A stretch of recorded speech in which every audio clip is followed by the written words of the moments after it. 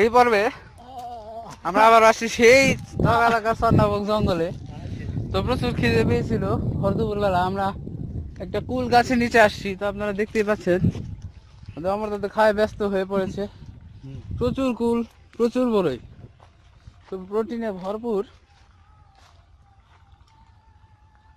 আপনারা দেখেছেন ওগুলো ওগুলো আমাদের চাই। অ্যান্ড এরকমই দেখতে জাস্ট এভাবে নিবেন, এভাবে ছিঁড়বেন অ্যান্ড দেন মুখে বাই।